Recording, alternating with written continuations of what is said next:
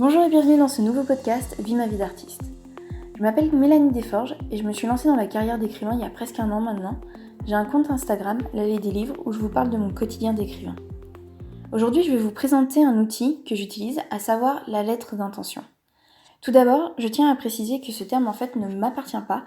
Il s'agit en réalité d'une notion présentée par un youtubeur et écrivain. Je vais sûrement écorcher le nom, alors c'est JP Despotes. Je vous invite d'ailleurs à regarder la vidéo qu'il avait faite sur le sujet, je vais vous mettre le lien dans la barre d'infos. La lettre d'intention, présentée par cet écrivain du coup, est un exercice très utile pour l'écriture de votre roman. C'est pourquoi je me suis permise en fait de reprendre le même terme et de l'adapter à mon expérience personnelle. Dans ce podcast, je vais vous présenter toutes mes techniques face à cet outil, ainsi que celles recommandées donc par JP Despotes. Et je m'excuse encore une fois si je prononce mal. Alors, qu'est-ce qu'une lettre d'intention ? Selon JP Despotes, une lettre d'intention, c'est une lettre que vous vous adressez à vous-même. Elle va vous permettre en fait d'avoir une idée générale de votre roman en répondant à de simples questions telles que pourquoi écrire le roman, quels sont les lecteurs, à quoi ressemblera le roman. On ne rentre pas en fait dans le détail du projet, il s'agit juste de rassembler les idées pour l'instant. Alors à ça, moi je vais ajouter quelques points. Tout d'abord, pour moi la lettre d'intention c'est également mon support lors de la préparation en fait de mon roman. Pour ma part, je la garde toujours avec moi lors de la réalisation de mon script détaillé, de mes fiches personnages, mais également de mes recherches. C'est un rappel constant en fait de mes envies initiales. Du coup, pourquoi faire une lettre d'intention ? Alors il y a plusieurs points qui vont être développés par JP Despotes.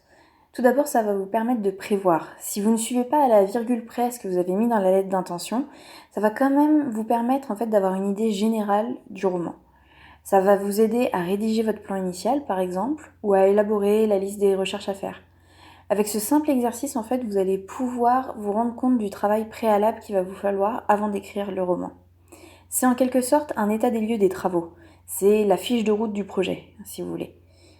Ça va vous permettre aussi de mettre les idées en place. Parce que dans votre tête, ça fuse. Vous allez écrire le roman de l'année. Oui, mais voilà. Une fois mis à l'écrit, vos idées ne semblent pas aussi claires ou aussi originales que vous auriez voulu. Du coup, vous doutez. Avec la lettre d'intention, vous allez tout mettre à plat. Et vous allez pouvoir, du coup, regarder si c'est crédible ou non. Ça va vous permettre aussi de mesurer en fait l'évolution de votre roman. JP Despotes suggère de ranger la lettre d'intention une fois qu'elle est rédigée et de ne la sortir que plus tard en fait, pendant la rédaction du roman. Donc pendant toute la phase de recherche, des fiches personnages et ainsi de suite, vous gardez cette lettre d'intention dans un placard. Cela va vous permettre en fait de voir l'évolution de votre pensée. Est-ce que vous avez dévié de votre projet initial ? Si oui, est-ce que c'est une bonne ou une mauvaise chose ? Parce que ça peut être une bonne chose d'avoir modifié ça. Ou du coup, est-ce qu'il faut rectifier le roman ou est-ce qu'il faut rectifier la lettre d'intention ?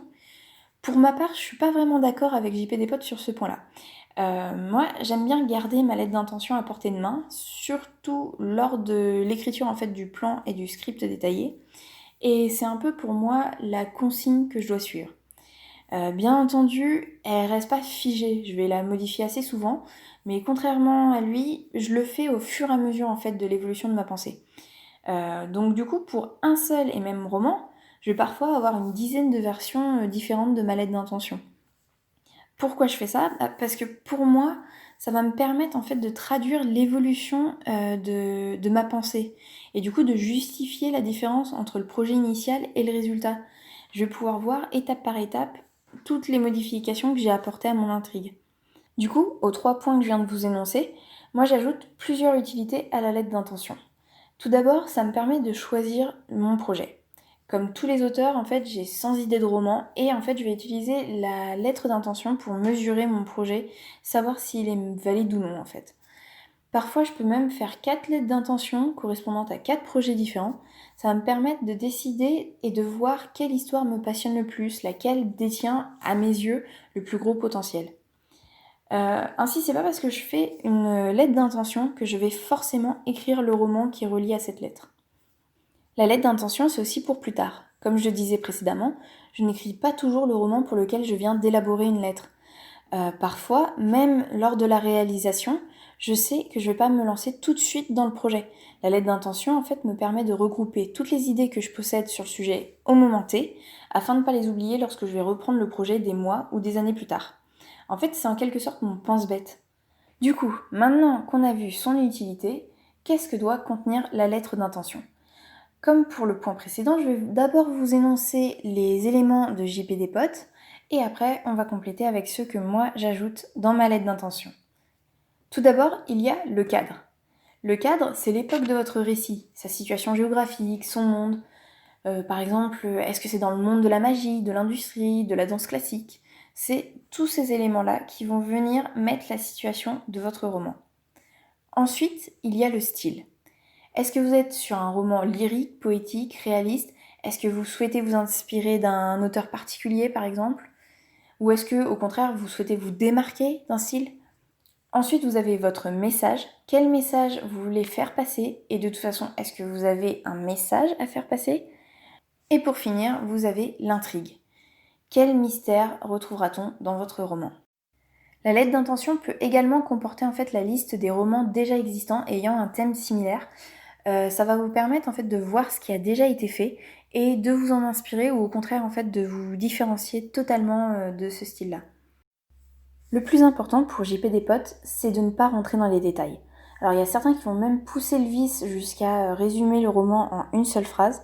Lui, il n'est pas très fan de cet exercice.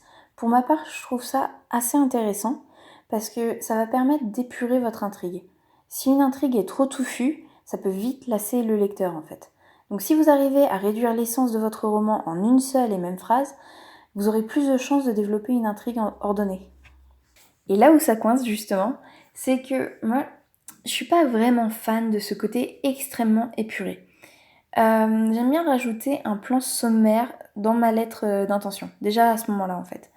Je vais généralement diviser mon histoire en 3 actes, c'est très classique mais c'est efficace. Et ces 3 actes en fait, je vais les coucher sur ma lettre d'intention. Je vais résumer en quelques mots, en une seule phrase, chacun de mes actes, et ça va me permettre d'avoir une vision globale du roman. Je ne rentre pas totalement dans le détail, mais je rentre quand même un peu plus que ce que préconise JP des potes.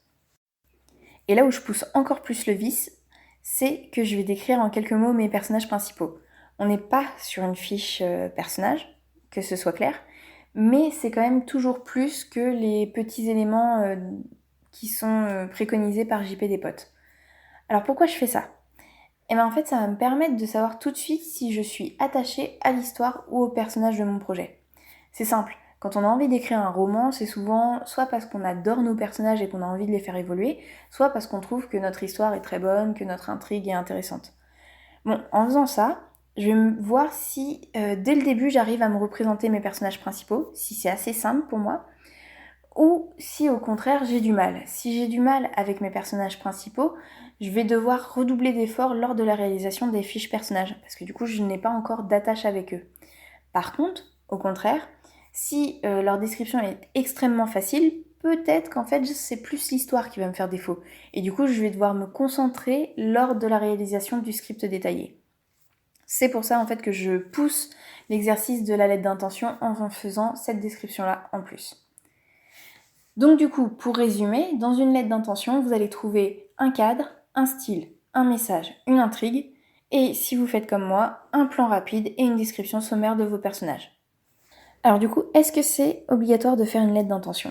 Non, bien sûr que non. C'est recommandé, beaucoup d'écrivains en fait vont même se livrer à cet exercice sans forcément lui donner ce nom-là, mais encore une fois, chacun est différent. Même si j'utilise la lettre d'intention, vous voyez déjà que je le fais différemment de JP des potes. Et une fois que vous aurez fini d'écouter cette vidéo, peut-être que vous allez décider de plutôt utiliser sa technique ou la mienne. Ou alors vous allez encore créer votre propre technique. Ça n'a pas d'importance. Ce qui compte, c'est que vous soyez à l'aise avec l'exercice et qu'il vous serve. Il pourra vous être utile que s'il est à votre image ou à celle de votre travail. Donc testez différentes techniques et trouvez ou inventez celle qui vous correspond. De toute façon, d'un roman à l'autre, vous serez peut-être même amené à modifier la présentation de vos lettres d'intention. L'important, c'est de trouver sa technique et de toujours savoir se remettre en question. La semaine prochaine, on ne se retrouve pas pour un outil d'écriture, mais pour un sujet autour de la motivation. On va répondre à la question, est-ce qu'il faut, oui ou non, se forcer à écrire lorsque l'on a décidé de se dédier 100% à l'écriture ? Voilà, j'espère que ça vous aura plu. N'hésitez pas à laisser votre avis sur la question. Si vous voulez que j'aborde un sujet en particulier, notez-le en commentaire et je me ferai un plaisir d'en faire un prochain podcast. En attendant, je vous dis à bientôt et surtout, venez faire un tour sur mon Instagram, l'Allée des livres.